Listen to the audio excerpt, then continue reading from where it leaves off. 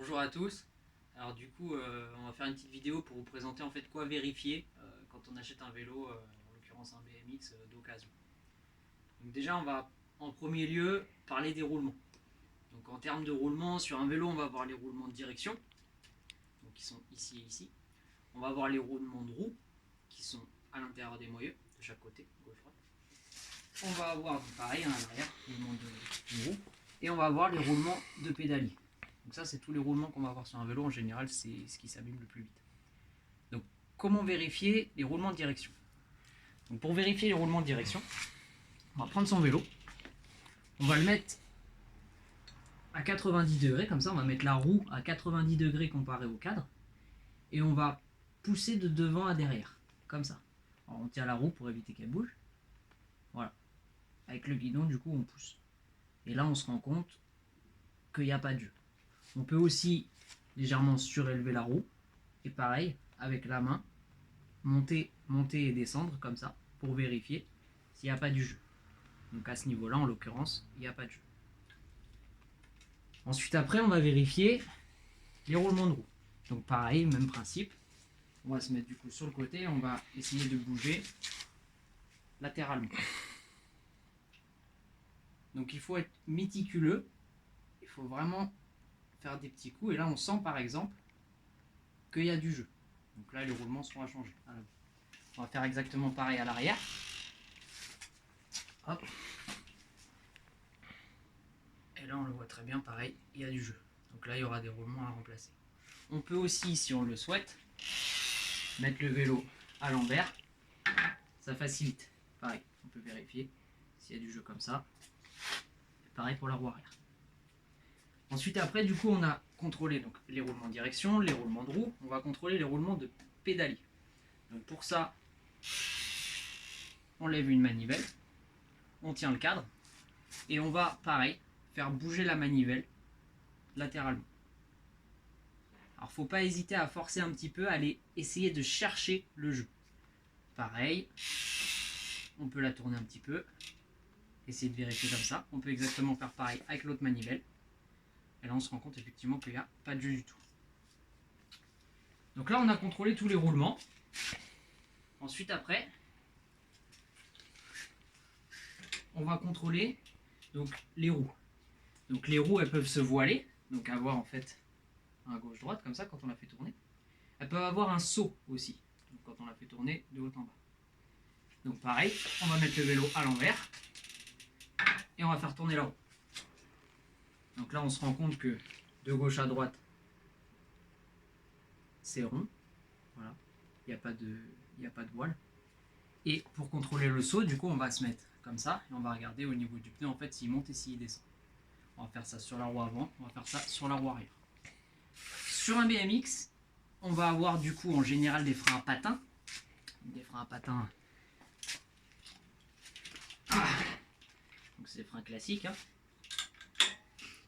Sur la roue arrière, on va du coup avoir une piste ici. On voit que ce n'est pas peint. Parce qu'il n'y a qu'un frein à l'arrière sur un BMX. On se rendra compte sur la jante à l'avant qu'il n'y a pas de piste. Voilà. D'ailleurs, il faut faire attention quand on achète une jante de remplacement. Il y a des fois des jantes pour la roue avant et des fois les jantes pour la roue arrière. Donc qui ont une piste ou non. On ne pourra pas freiner, mettre un frein sur cette jante là parce qu'elle n'a pas de piste. Donc un vélo d'occasion, il a freiné. Donc s'il a freiné, la piste, elle s'est usée en fait, tout simplement. En l'occurrence, là, on peut voir que la jante, elle est neuve. Pourquoi? Parce que sur mon ancienne jante, en fait, donc le métal qui est ici, l'aluminium en l'occurrence, il était creusé, totalement creusé. Quand la jante est neuve, on va sentir, il y a des petits crans. Voilà, donc ça veut dire que la jante, elle est en bon état. Donc il faut vérifier, voilà, s'il n'y a pas trop, que c'est pas trop creusé. Si c'est pas trop creusé, effectivement, on peut garder cette jante-là, sinon il faudra la remplacer. Ensuite après, en termes d'usure, on peut voir aussi, alors j'ai oublié de parler, on a des roulements au niveau des pédales. Donc pareil, on peut vérifier un jeu au niveau des pédales, donc on tient la manivelle et pareil, on essaye de la faire bouger. Donc là pareil, il n'y a pas de jeu, mais effectivement il y a des roulements à l'intérieur des pédales, donc ça aussi ça peut prendre du jeu. Ensuite après, quoi vérifier? L'état de la pignonnerie.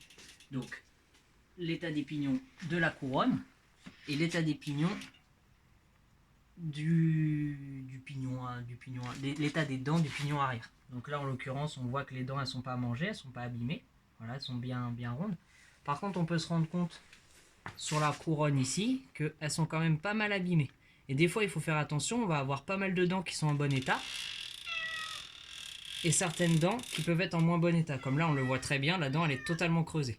Donc là, une dent totalement creusée comme ça, on va changer la couronne. On va garder le pédalier, on va juste démonter à ce niveau-là pour pouvoir changer la couronne. Ensuite, après, du coup, une fois qu'on a vérifié donc, tous les jeux, etc., on peut aussi vérifier donc, le frein, par exemple. Donc, des fois, ça arrive que les patins y touchent, ils soient mal réglés. Donc, pour ça, tout simplement, on lève la roue arrière et on va faire tourner la roue arrière. On va voir si ça ne frotte pas.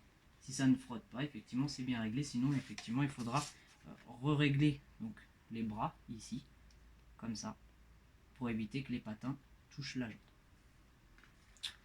Ensuite, après, on va vérifier l'état de toutes les vis. Donc, des fois, ça arrive que les vis soient mangées.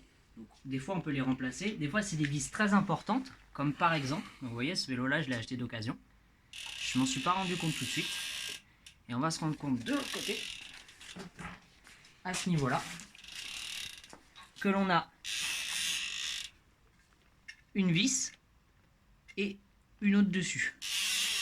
Et en fait, on se rend compte qu'ils m'ont installé un boulon ici. Donc là, ça a été creusé. Donc ça tient, mais ça c'est typique d'une malfaçon, d'une réparation à l'arrache, qui au final peut éventuellement fragiliser votre pièce. Donc là, en l'occurrence, la manivelle de pédalier, mais ça peut être autre chose. Donc bien vérifier au niveau de la visserie, si les pas de vis ne sont pas mangés, s'il n'y a pas de galère, comme en l'occurrence, voilà, ici. Ensuite, après, une fois qu'on a vérifié tout ça, on va pas hésiter en fait à aller faire un tour avec le vélo, à forcer, donc par exemple sur le roulement de pédalier, voilà, pas forcément chercher à rouler vite, mais on peut par exemple freiner et forcer en pédalant, en insistant à droite, à gauche, pour essayer de voir comment réagit en fait le pédalier. Moi par exemple, mon roulement de pédalier, je l'ai changé, il était neuf, j'avais un couinement. Voilà, donc il peut ne pas y avoir de jeu et avoir quand même un problème. Donc bien vérifier, voilà, bien le rouler, essayer de forcer gauche, droite, etc. sur le vélo. Voir aussi l'état des pneus, forcément, c'est important, pneu avant, pneu arrière. Après au niveau des tailles, donc là on sait si le vélo il est en bon état ou pas. D'ailleurs il y a quelque chose que je voulais vous montrer, donc en l'occurrence c'est les roulements. Il y a des moyeux, donc ce qu'on appelle le moyeu c'est ce qui tient en fait, c'est là où il y a les roulements, c'est ce qui tient les rayons puis la jante. Donc le moyeu avant ainsi que le moyeu arrière, donc ils ont des roulements. Donc ça c'est des roulements ce qu'on appelle intégrés, donc comme des roulements de skate, comme ça. Voilà, donc ça c'est des roulements intégrés, des roulements scellés surtout.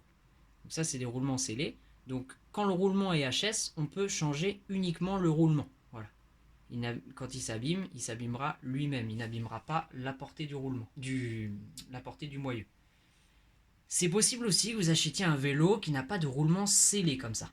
Donc en fait, le moyeu, c'est lui-même qui vient en fait recevoir les billes ainsi que l'axe qui vient serrer les billes contre le moyeu. Si c'est pas des roulements scellés et que vous avez du jeu au niveau du moyeu, il y a de grandes chances que le moyeu en lui-même soit écrasé, abîmé, limé à cause des billes. Donc dans ce cas-là, on n'est plus sur un changement de roulement à 10 balles, on est plus sur un changement de moyeu complet.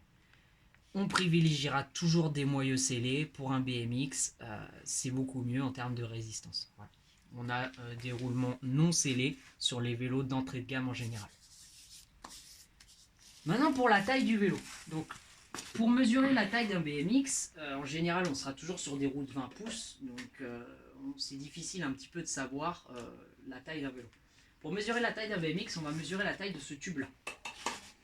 Pour mesurer cette taille-là, on ne va pas prendre de ici à ici, on va prendre de la moitié, donc la moitié ici, et pareil de la moitié ici, donc la moitié des deux tubes à l'avant. Et ensuite après on va mesurer la distance qu'il y a entre la moitié et la moitié de ces deux tubes pour mesurer du coup la longueur de ce tube là et savoir la taille du vélo. Donc vous regarderez sur internet, il y a différentes tailles en centimètres en fonction de la hauteur du pilote.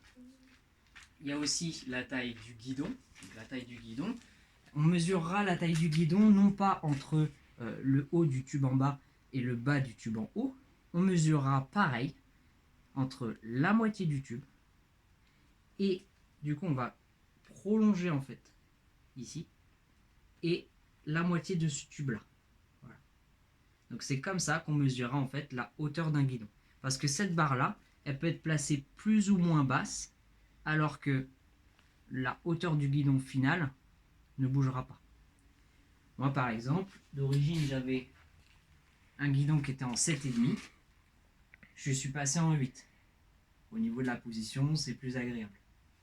Donc des fois, ne pas hésiter au final à avoir un cadre qui est à notre taille, mais on se rend compte effectivement que le guidon est trop bas ou trop haut.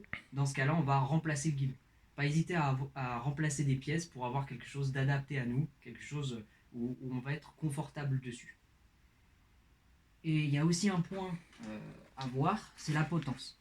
Donc la potence, elle va avoir différentes longueurs. Donc on va pouvoir avoir un guidon qui va être plus ou moins loin. Ça va pouvoir aider des fois si notre taille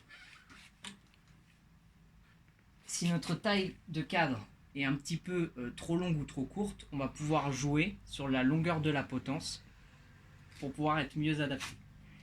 Là, on est sur un montage particulier. C'est une potence qui, normalement, cette partie-là doit être en bas et cette partie-là doit être en haut. Donc, pourquoi on l'a mis dans ce sens-là? Pour pouvoir surélever en fait le guidon. Donc, des fois, on peut jouer sur ça. Si on a un guidon trop petit, des fois, rien qu'en tournant la potence, on peut arriver à augmenter un petit peu la taille. Et pareil, au niveau des spacers, ici, on peut en enlever ou en rajouter pour régler la hauteur du guidon au final.